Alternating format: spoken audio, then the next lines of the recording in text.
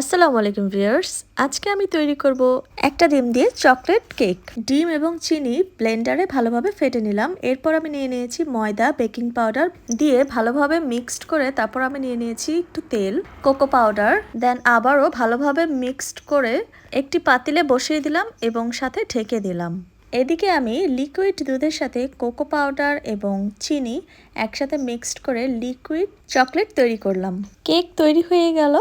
এখন আমি স্লাইস করে লিকুইড চকলেটগুলো দিয়ে দিব। কেকের লেয়ারে যদি এরকম চকলেট দেওয়া থাকে তাহলে কিন্তু খুবই মজা লাগে। এরপর আমি লিকুইড চকলেটগুলো পুরা কেকটাকে কভার করে দিব।